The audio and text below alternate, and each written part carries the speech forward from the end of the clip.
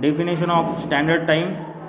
Standard time is the time allowed to an operator to carry out the specified task under the specified condition and defined level of performance. The various allowances are added to the normal time as applicable to get the standard time. The standard time may be defined as the amount of time required to complete a unit of work under existing working conditions using the specified method and machinery. C. By an operator able to work in a proper manner and D. At a standard pace. Thus, basic constituents of standard time are: first one is the elements. First one is the element. Second one is a performance rating to compensate for difference in pace of working. Next one is a relaxation allowance. Fourth one is a interference and contingency allowance. Fifth one is a policy allowance. So this is we discuss here definition of standard time. What is standard time? Okay, so we discuss here concept of standard time. Next point is allowances. The allowances, the reading of any time study are taken over a relatively short period of time. The normal time arrived at therefore does not include unavoidable delay and other legitimate lost time. For example, in waiting for materials, tools or equipment, periodically inspection of a part interrupted due to the legitimate personal needs. Okay, so it is necessary and important that the time study person applies some adjustment or allowances to compensate for such losses so that fair time standard is established for the given job. No allowances are given for interruptions which may be due to factors which are within the operator control, which are avoidable. The most companies allow the following allowances to their employees. So first one is a constant allowances. In constant allowances for personal needs and basic fatigue. Next one is a delay allowance. In delay allowance for unavoidable delays. Fatigue allowance for job dependent fatigue. Next one is a personal allowance and special allowance. So this chart also shows allowances.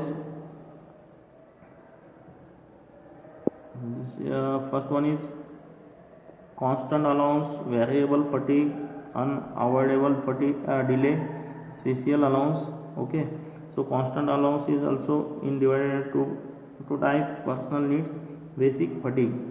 Okay, special allowance is also divided into two types: policy allowance and rework allowance. So in that, after that, total allowance is normal time, and last one is standard time. So those are the types of allowances we discuss here. Basic type of allowances: constant, delay allowance, fatigue allowance, personal and special allowance.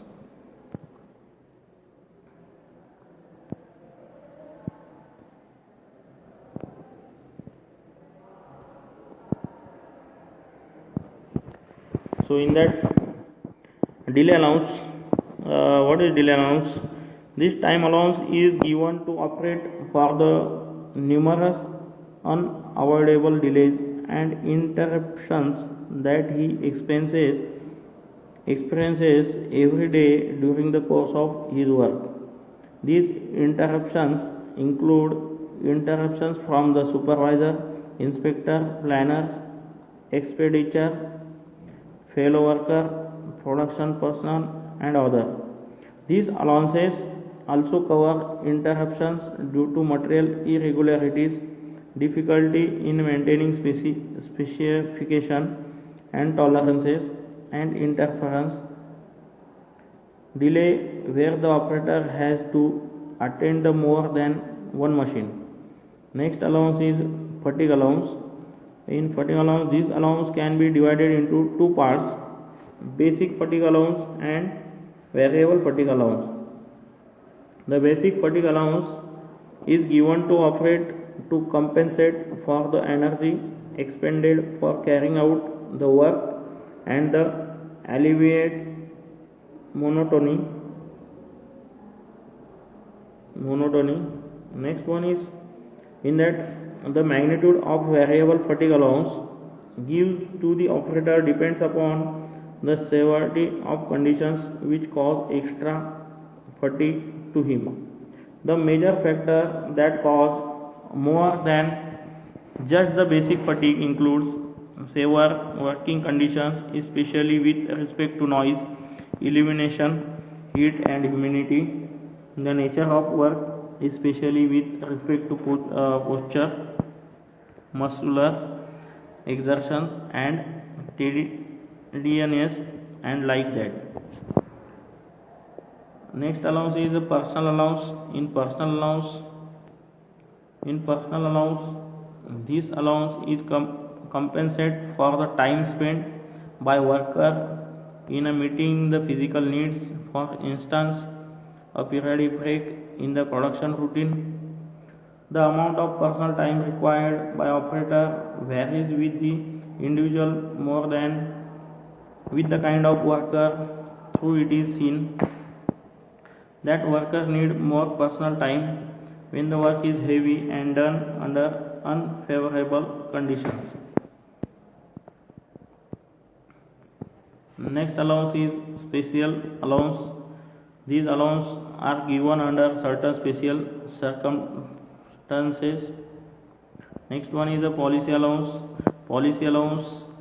Some companies are a policy give an allowance to provide a satisfactory level of earning for a specified level of performance under exceptions circumstances. This may be allowed to new employees, handicapped employees, worker on a night shift, etc. The value of allowances is typically decided by management. Small lot allowance. In small lot allowance, this type of allowance is given when the actual production period too short to allow the worker to come out of the initial learning period.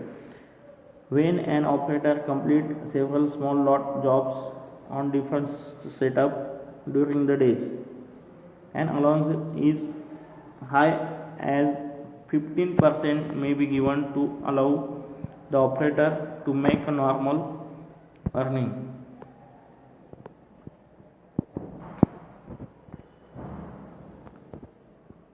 Next point is next allowance is a training allowance. This allowance is provided when work is done by training to allow him to make reasonable earning.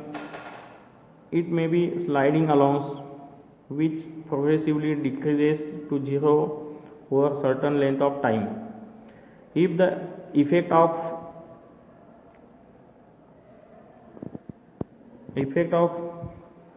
learning on the job is known, the rate of decrease of the training allowance can be set accordingly. Next one is a rework allowance. In a rework allowance, this allowance is provided on a certain operation when it is known that some percent of part made are spoiled due to factor beyond the operator control. The time in which this spoiled part may be reworked is converted into allowances. So this type of allowance is known as rework allowance. Okay. So today we discuss types of allowances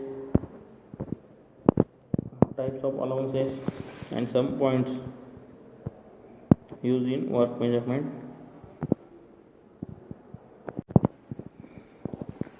Today we see types of allowances, different types of allowances, and definition of standard time.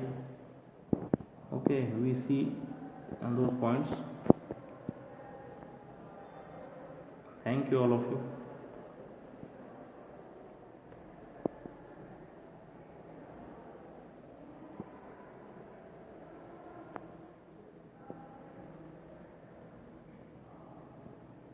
Thank you.